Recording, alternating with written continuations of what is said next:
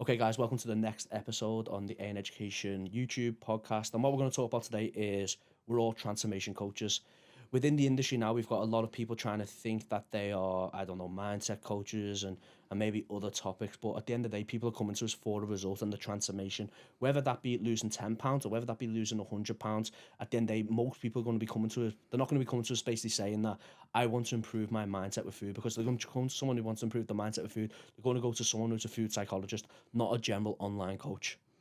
Yeah, I mean, like, at the end of the day, clients come to you for a result. And even if you want to improve the mindset, in order to improve someone's mindset, in my opinion, you help them lose body fat and look a bit better so the more confidence the mindset improves. Yeah. Like, I honestly feel like all these coaches, like if you're a health coach, I have a saying, an internally healthy body will do whatever the F we want really easily. So it'll get in shape really easily, right? So if you're a health coach, your job is to get someone healthy, yes, but also get them in shape. If you're a performance coach, that's probably where it maybe differs a little bit. Yeah, but at the end of the day, we also understand if you're a performance coach, unless they're doing something like powerlifting or strongman, where they might have to be a certain weight to be able to hit that. Most people are going to perform with a better functioning internal body with a little bit less body fat. 100%. I just feel like that may differ slightly. But I think that's where a performance coach, so if you're a performance coach, you've had to have extra qualifications where you probably went to university. Yeah, 100%. Most people who are part of the industry have not gone to university to become a personal trainer. We've done you should have all done a fucking level 3. A level 3 qualification course, and then It's just further education. Yeah. But yeah, I mean, like, in my opinion, the industry is trying to section off itself, or people are trying to niche down. I think that is the thing, where they're trying to niche too much, where maybe, I'm just going to say it, maybe they can't get results with clients. So they then go into like being a confidence coach, or they go into a mindset coach, and I'm probably going to get a bit of hate for this, but I'm just going to say it anyway. And it's because either coaches cannot get clients in shape, or they can't get in shape themselves, which means that they can't push clients to get in shape.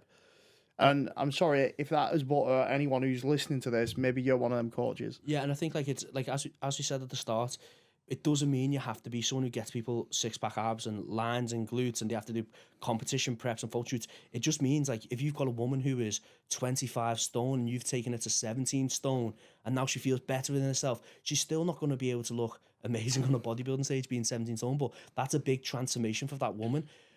But that's still a transformation. It's that's what we've got to be focusing on. Honestly, like, them type of transformations are harder than fucking bodybuilding prep clients and photo shoots. They really are. Like, there's so many coaches out there who are really good, like 10 kilo fat loss coaches. Yeah. And listen, if that's your speciality, and you're really good at losing people the first 10 kilos, that's fucking cool and that's amazing. And there is so many of them people out there. There's so many people who need it as well. That is probably the target market that has the most amount of clients. And it's like, as I said, like, but I think the part that gets to me a lot and annoys me a lot is when people are just stepping outside the lane because they don't want to be looked as transformation coaches because they think transformations are bad. It's like, I can't get that concept in my head. I don't get how putting a before and after is bad. And if it means that people focus too much on what they look like and what not, it's like, again, if someone's looking in the mirror too much, they need to go to a therapist. It's as simple as that. They're so complexed over something and it's a psychological issue. We can't fucking help with that. We can be a good human and listen, but we can't fucking change it. If that's something like where they've had childhood trauma and, like, I don't know, someone said, someone said I had skinny arms when I was a kid and I've still got skinny arms now, and I was getting really psychologically fucked up because of my arms, and he's going to speak to someone with a professional qualification. I agree. I mean, like, with the first point you said about with coaches Stepping outside the lane. Yeah, well, like, thinking like it's bad being a transformation coach. That's based around perception in it, and it's based around the perception of it's bad seeing a before and after, but really you can look at it in two ways. It either inspires you or it demotivates you. Yeah, but I don't get how it demotivates you. No, do you know what I mean? But I get what you're saying. Yeah, and I don't either. Like, people should look at it and go, like, that's really freaking good. Like, well done to that person. Even maybe if I don't want to look like the end for her, and I like the before for her, it's still fucking hard work. So it's about noticing the work that's involved within the transformation, not actually the transformation itself, and the way that you're perceiving the transformation rather than just a before and after. It just, I don't know whether it screams a little bit like jealousy or insecurity or something like that. I'm not quite too sure, but I just feel like that we're all some form of transformation coach. And in order to like help every single person who comes through your doors, you should be trying to get them healthy. And whilst getting someone healthy, like if you know about health, then it will include dropping somewhat of body fat, because anyone who drops body fat gets healthier to a certain degree. The certain degree is when you get like sub 10% as a male and sub 15 as a female. But getting to that point, every single client that you get will get healthier, providing you get them in good health at first. Like when we talk about health as well, don't we got like there's some people with digestive issues now, isn't it, because of food quality, stress, so on and so forth. So you sort out their nutrition, which then sorts out the digestive issues. They're going to look better as a result of just that. Never mind just being in a calorie deficit. So like I love this topic because it really it gets me, to be perfectly honest. Like the coaches not like being transformation coaches. And by the way, if you don't want to be a transformation coach, that's cool, but go to university and get a different qualification then to be something else than what you not want to be. So if you want to become a physiotherapist, or I know someone who went to physiotherapy and now she's a female health physiotherapist, but she went to university, she's a very intelligent girl.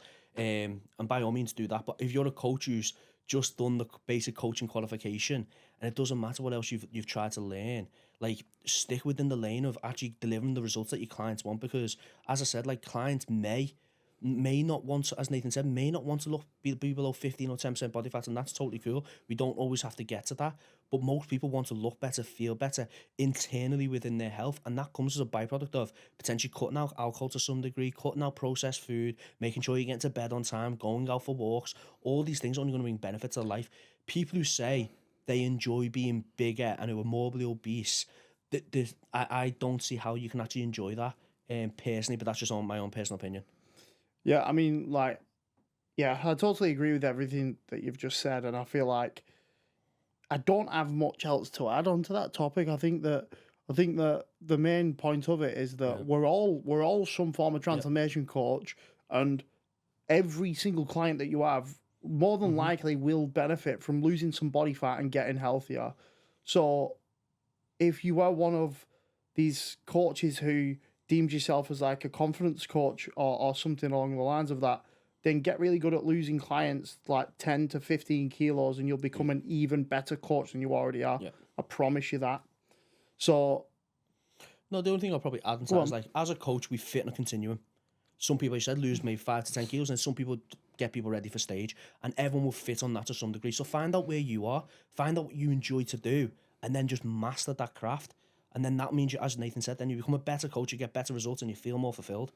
Yeah, and speaking of continuum, I'll just add on to that. Remember that clients always like go from potentially like extreme / restriction to more flexibility to then extreme / restriction.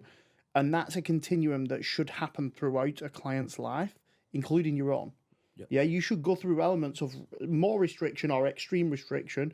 By restriction, don't be scared of that word. It just means you restrict like a little bit of something that you'd normally have. And that's okay for a select period of time. Don't be scared of it or scared of saying it. I use the word restriction on my Instagram all the time. Yeah, but then you should go through periods of flexibility for longer periods. Yeah? Well, like you're doing like improvement phases or maintenance phases or whatever. Restriction's good. It teaches you those things. Like I'm restricted right now what I can eat.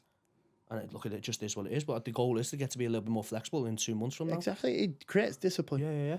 Yeah. But anyway, we'll leave it there for today. I hope you all took something from this. Drop some comments below the video if you've got any questions, or if you've got any like hating comments from what I've said. I will take them. Yeah, we're not asked. I'm not that bothered, to be honest. But with that's not me trying to sound like a prick either. Anyway, so we do have an education mentorship. It's called the AM Pathway. We also have an Instagram, which is AN Education 2023. So follow us, have a look at our content, have a look at our mentorship, have a look at our different courses that we have. And if you want any further information on any of these, then drop us a DM and we'd be happy to have a chat or help. Thank you.